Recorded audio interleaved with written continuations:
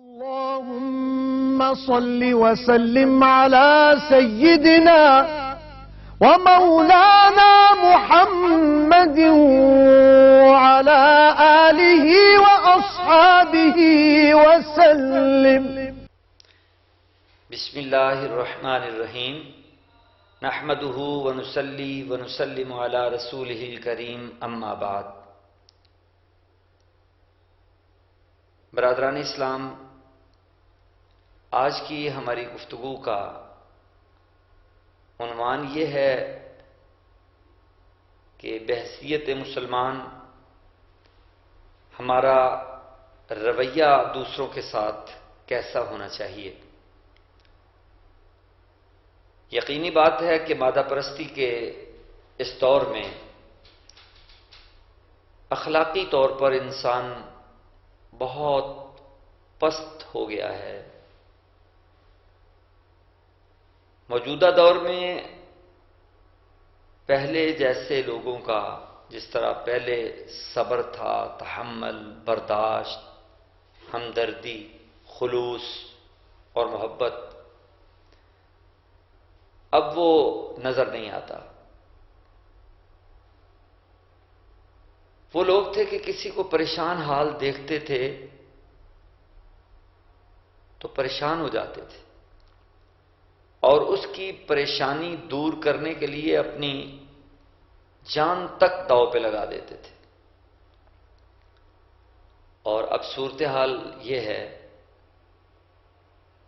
کہ کسی کو جاں لب بھی دیکھتے ہیں تو دل میں رحم کا جذبہ پیدا نہیں ہوتا. مومن ایسا نہیں ہوتا. مومن کے اوصاف کریمانہ ہوتے ہیں. وہ دوسروں کو مصیبت میں، تکلیف میں، دکھ میں دیکھ کر ان کے دکھ کو دور کرنا چاہتا ہے. مومن کے لہجے میں ترشی نہیں ہوتی کہ دوسرے مسلمان کے لیے وہ اذیت اور تکلیف کا باعث بنے، بلکہ وہ تو سراپا پیکر اخلاص ہوتا ہے، پیکر محبت ہوتا ہے. نبی کریم رؤوف الرحیم صلی اللہ علیہ وسلم نے مومن کی یہ شان بیان کی ہے، المؤمن یألف، کہ مومن الفت رکھنے والا، محبت رکھنے والا ہوتا ہے. ولا خیر فی من لا یألف ولا یؤلف، فرمایا اس بندے میں کوئی بھلائی نہیں، خیر نہیں جو نہ کسی سے الفت رکھتا ہو اور نہ اس سے کوئی الفت رکھتا ہو. ہم میں سے ہر ایک کی یہی کوشش ہونی چاہیے کہ ہم اپنا رویہ ایسا رکھیں کہ دوسرے ہم سے محبت کریں اور ہم ان سے محبت کریں. میرے آقا و مولا جناب محمد الرسول اللہ صلی اللہ علیہ وسلم نے رب ذوالجلال کی ایک صفت بیان فرمائی. فرمایا ان اللہ رفیق، اللہ تعالی بہت نرم ہے. یحب الرفق، اور اللہ نرمی کو پسند کرتا ہے. وہ خود بھی نرم ہے اور نرمی کو پسند بھی کرتا ہے. ظاہر ہے کہ وہ خالق، مالک، رازق، وہ جبار، قہار، بڑی قوتوں اور طاقتوں کا مالک ہے. لیکن جب وہ اپنا تعارف کرواتا ہے تو وہ اپنے رحمان اور رحیم ہونے سے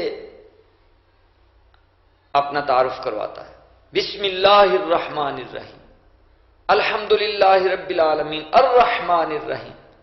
اس کی صفت رحمت یہ غالب ہے. نبی کریم صلی اللہ علیہ وسلم نے فرمایا کہ جو بندہ نرمی سے محروم کر دیا گیا گویا وہ بھلائی سے ہی محروم کر دیا گیا. حضرت سیدنا ابو ہریرہ رضی اللہ تعالی عنہ فرماتے ہیں کہ بارگاہ رسالت میں آپ صلی اللہ علیہ وسلم میں ایک شخص حاضر ہوا اور اس نے عرض کی کہ یا رسول اللہ صلی اللہ علیہ وسلم مجھے کوئی نصیحت فرمائیے، زیادہ احکامات نہیں بلکہ کوئی چھوٹی سی نصیحت کر دیجیے میرے لیے جو میری سمجھ میں آ جائے اور میں اس پر عمل کر سکوں۔ رحمت عالم صلی اللہ علیہ وسلم نے فرمایا لا تغضب، غصہ نہ کیا کر۔ اس شخص نے عرض کی ٹھیک ہے یا رسول اللہ صلی اللہ علیہ وسلم، کوئی اور نصیحت بھی فرما دیجیے۔ تو آپ صلی اللہ علیہ وسلم نے پھر فرمایا کہ لا تغضب، غصہ نہ کیا کر۔ صحیح بخاری شریف میں ہے، حضور علیہ الصلوۃ والسلام نے فرمایا کہ غصہ نہ کیا کر۔ چونکہ یہ عمل انتہائی معمولی سا محسوس ہوتا تھا، اس لیے وہ شخص بار بار سوال کرتا، تو رحمت عالم صلی اللہ علیہ وسلم بار بار اسے اسی عمل کی تلقین فرما رہے ہیں کہ غصہ نہ کر، غصہ نہ کر، اور غصے سے اجتناب کرنے کی تلقین فرما رہے ہیں، غصے کو قابو میں رکھنے کی تلقین فرما رہے ہیں۔ تو بظاہر یہ عمل چھوٹا لگتا ہے، لیکن آج کل کے اس ماحول کے تناظر میں اگر ہم دیکھیں تو یہ معمولی عمل نہیں ہے، یہ بہت بڑا عمل ہے۔ نبی کریم صلی اللہ علیہ وسلم نے ارشاد فرمایا من کظم غیظا وهو يقدر على ان ينفضه، کہ جس شخص نے اپنے غصے پر قابو پا لیا اس حال میں کہ وہ غصہ نکالنے پر قدرت رکھتا ہو، طاقت رکھتا ہو، دعا اللہ علی رؤوس الخلائق یوم القیامت حتی یخیرہ فی ای الحور شاء، قیامت کے دن اللہ رب العزت اسے حوروں کے سامنے لائے گا اور اسے اختیار دیا جائے گا کہ جس حور سے بھی تم شادی کرنا چاہو، جس حور کو بھی تم پانا چاہو اسے پالو۔ نبی کریم رؤوف الرحیم صلی اللہ علیہ وسلم نے اس ایک اور مقام پر ارشاد فرمایا، حضرت سیدنا انس رضی اللہ تعالیٰ عنہ روایت کرتے ہیں، فرمایا لا یؤمن احدکم حتی یحب لاخیہ ما یحب لنفسہ، تم میں سے کوئی شخص بھی اس وقت تک کامل مومن نہیں ہو سکتا جب تک وہ اپنے مسلمان بھائی کے لیے بھی وہی کچھ پسند نہ کرے جو کچھ وہ اپنے لیے پسند کرتا ہے۔ مسلم شریف میں بھی ہے، بخاری شریف میں بھی ہے کہ ایک مسلمان کی شان یہ ہوتی ہے کہ وہ جو کچھ اپنے لیے پسند کرتا ہے وہی اپنے بھائی کے لیے بھی پسند کرے۔ اس کا مطلب یہ نہیں ہے کہ دنیا میں استعمال کی چیزیں ہیں، کھانے پینے کی چیزیں ہیں، لباس ہیں، یہ چیزیں نہیں، بلکہ جیسا سلوک وہ اپنے لیے چاہتا ہے، جیسی وہ عزت و تکریم اپنے لیے چاہتا ہے، جیسا وہ رویہ اپنے لیے چاہتا ہے، جیسی عزت و تکریم وہ اپنے لیے چاہتا ہے، جیسی نرمی وہ اپنے لیے چاہتا ہے، ویسا حسن سلوک، ویسی نرمی، ویسی محبت، ویسی ہمدردی وہ اپنے دوسرے مسلمان بھائی کے لیے بھی رکھے۔ اور جہاں تک مسلمان آپس میں میل ملاقات کا، مسلمانوں کے میل ملاقات کا تعلق ہے، میرے آقا و مولا جناب محمد الرسول اللہ صلی اللہ علیہ وسلم نے باہمی ملاقات میں گرم جوشی کی تلقین فرمائی ہے کہ ایک مسلمان جب دوسرے مسلمان سے ملے تو ان کے انداز ملاقات کے اندر گرم جوشی پائی جانی چاہیے۔ آپ نے فرمایا ان من المعروف ان تلقى اخاك بوجه طلق، فرمایا اپنے بھائی سے ملنا، تیرا اپنے مسلمان بھائی سے ملنا خوش چہرے کے ساتھ، گرم جوشی کے ساتھ، خندہ پیشانی کے ساتھ، مسکراہٹ کے ساتھ، اچھے لہجے کے ساتھ اپنے بھائی سے ملنا، یہ بھی بہت بڑی نیکی ہے۔ اور ایک اور مقام پر فرمایا کہ اس نیکی کو حقیر نہ سمجھو، یہ نیکی بھی بہت بڑی نیکی ہے۔ باہمی میل ملاقات میں میرے آقا مولا سیدنا محمد الرسول اللہ صلی اللہ علیہ وسلم نے اپنی امت کی تربیت کس طرح فرمائی؟ حضرت سیدنا ابو ہریرہ رضی اللہ تعالی عنہ آپ روایت کرتے ہیں کہ نبی کریم صلی اللہ علیہ وسلم نے ارشاد فرمایا، لا تدخلون الجنت حتی تؤمنوا، کہ تم اس وقت تک جنت میں داخل نہیں ہو سکتے جب تک تم ایماندار نہ بن جاؤ، ایمان والے نہ بن جاؤ، ولا تؤمنوا حتی تحابوا، اور تم اس وقت تک مومن بھی نہیں بن سکتے جب تک ایک دوسرے سے محبت نہ کرو۔ یہ ایمان کا رشتہ ایسا رشتہ ہے جو تمہیں باہمی محبت میں منسلک کر دیتا ہے۔ تو ایمان کی دلیل اور ثبوت یہ ہے کہ تم ایک دوسرے سے محبت کرو۔